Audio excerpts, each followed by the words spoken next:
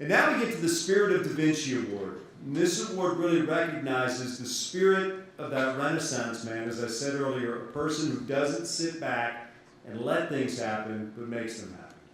13 years ago, there was one man who said, it's time to recognize the idea people and their creations that are so dramatically changing the lives of the disabled. That man was the founder of the DaVinci Awards, Mike Rokosh. Unfortunately, Mike passed away in 2010. But for more than 2 decades, the MS Society was honored by his good work, good deeds, and even better ideas. As the Spirit of DaVinci Award has been renamed the Michael J. Rokosh Spirit of DaVinci Award, I'd like to bring his wife, Sue, up to the stage to present the award to this year's winner. Please welcome Sue Rokosh.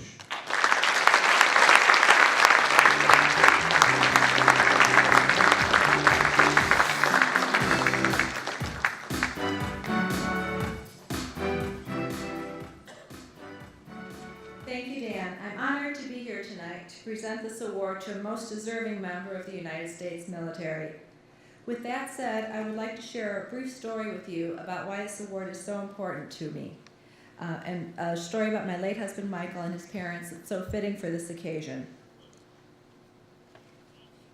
Michael's mother, Janina Falkowski, was born into Polish nobility. His dad, Michał Rokosz, was a decorative tinsmith. Under normal conditions, they would never have met.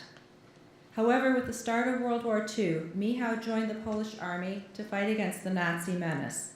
He was captured and imprisoned 3 times, but managed to escape each time. Janina was taken to the prison camp at Auschwitz. Michał joined the American troops who liberated the camp at Auschwitz. That's how he met and married Janina. And out of that union, my husband Michael was born. 3 years later, the Rokosz family emigrated to the U.S. Michael was always very grateful to the U.S. military for all they have done for his family. That is why it is so fitting for us to honor Sergeant Rob Brown with the Michael J. Rokosh Spirit of DaVinci Award.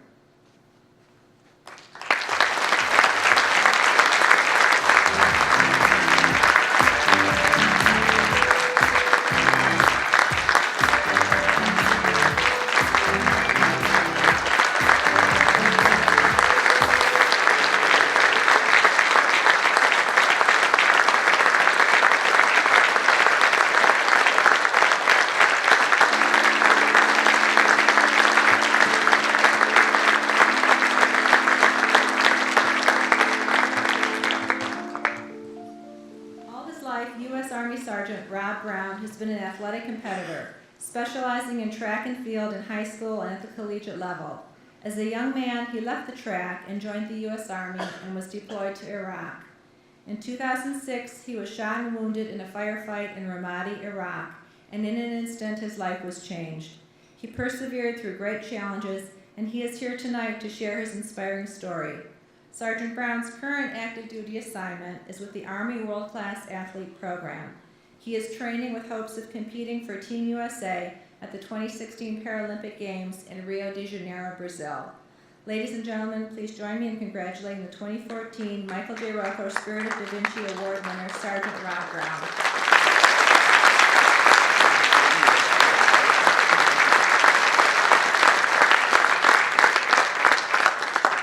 Thank you very much. I guess I don't really have to tell my story after all that. But ladies and gentlemen, honored guests, nominees, award winners, and of course the event staff. First and foremost, thank you for having me here tonight. It is a great honor to have been selected about. Hold on. Don't you love it when the apps misfunction? Having me here tonight. It is a great honor to have been nominated to have received this award. I've been asked to tell you my story, and I'm typically a man of few words. As I could probably tell my entire life story in about 5 minutes, I will share with you my story tonight, but I will tell you about the choices, the opportunities, and the experience that were instrumental in my standing before you tonight. A little over 9 years ago, I made the choice to enlist in the Army out of a small town in South Carolina called Monk's Corner. I went through one station unit training at Fort Benning, Georgia, and then moved on to airborne training. And after learning how to jump out of perfectly good airplanes at the same place, I moved on, later up to Fort Bragg, North Carolina, Fayetteville, to undergo the Special Forces Assessment and Selection School. However, I was a 24-day non-select, and I was told to come back, but only after I had gained a little more regular Army experience. With that in mind, I received my new orders, which relocated me to Germany. And after my long flight across the pond, I came to my new duty station in Friedberg, Germany. I came to learn that we would be deploying in the months to come and began training with those I would soon call my brothers. While deployed in Iraq, my brothers and I went through hell. We witnessed unspeakable acts performed by the families of people who were threatened by the insurgents. And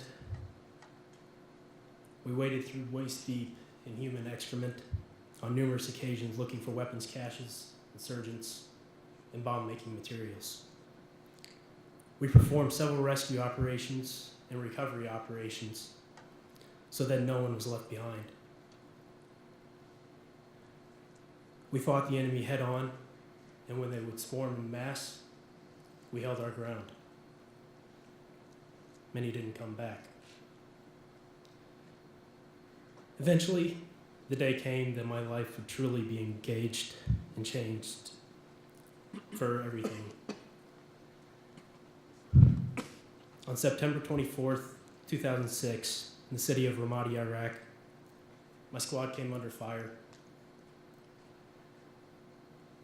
AK-47s, RPK, RPGs, hand grenades, all a well-timed attack, took my squad by surprise. Luckily, I was the only one who was injured in that attack. I took multiple shots through my right side. The unfortunate were the ones who were coming back to get me out of that situation. Several of my comrades were injured, and for the longest time, I held myself responsible for them.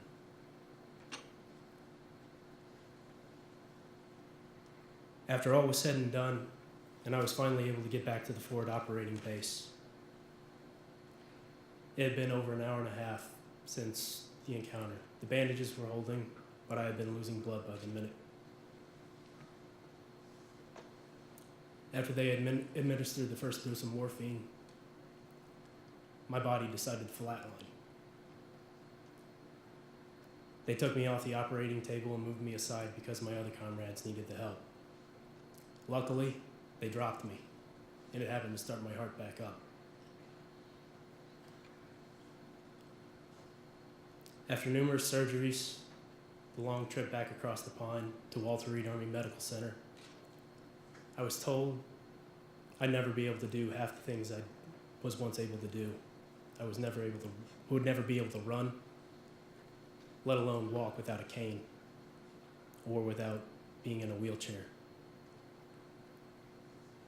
After hearing that, I told them immediately back in 2006 to cut off my leg because I had seen someone running down the hallway. I still don't know that guy's name, but I'm still thankful I saw him because he gave me hope. He gave me that choice to continue on. While I was in the hospital for the next 2 years, I went through a very dark time in my life. I was addicted to painkillers. I sought solace in the bottom of a bottle. Luckily for me, I did find the release in sport. A local group called Team River Runner was in the process of teaching people how to kayak.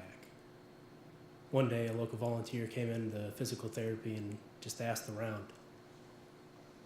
Gave me the opportunity to come out of my rut, to seek solace on someplace smooth, tranquil, sometimes raging violent. a lot of the times like those situations that we would encounter downrange. I found solace on the water. It was like all my sins were being washed away. Everything I had seen, done, just made sense. After I was able to clean up my act and get the drive back, the motivation to continue going on, remembering those who didn't make it back, I made a quality of living choice. On October 1st, 2008, I had them finally remove my leg. And it was the best damn decision I'd ever made. It took a while, but I was finally able to walk again. Less than 5 months, I walked my first marathon. Less than 6 months, I was running at my first Paralympic camp in Washington State. There I met Coach Joaquin Cruz, gold medalist in the 800 meters for, ironically, Brazil, the country which I'm going to attempt to go to in the next few years. There, I was given an opportunity to show what I had. I gave what I had, and then some. And he was impressed with what he saw. So he stuck my name down the pipeline. I was later contacted, a little bit later in 2009, to go to my first running event. It was the Colorado State Games, 2009. I was put alongside able-bodied runners in the 100, the 200, and the 400. And I won each event. After that, I went up to Nova Scotia, competed in the first Paralympic event in paracanoe kayak. I won the bronze medal that year. 2010,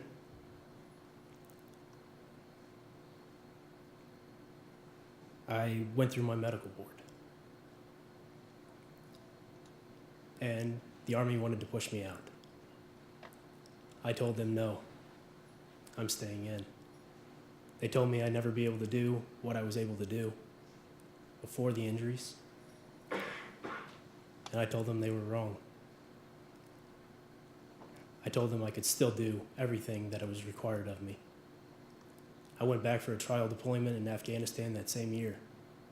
Came back, they had no decision other than to put my paperwork through.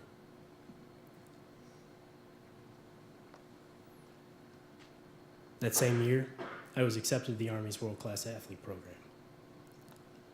2011, I made my first Pan American team. Went down, missed the medal stand because my legs started falling off on the back stretch of the 400. Don't you love it?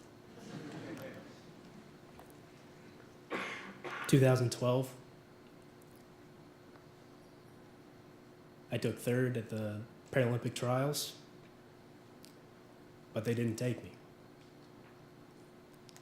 But they said they were taking top 3. I still hold it in high regard that I will stand on that podium in Rio. Be it first, second, or third. My drive is not only my own, but it's for those who did not come back. I owe it to them.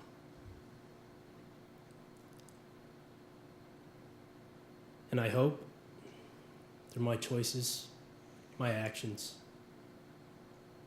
that their memory will not be lost, forgotten, or in vain. Thank you very much. God bless.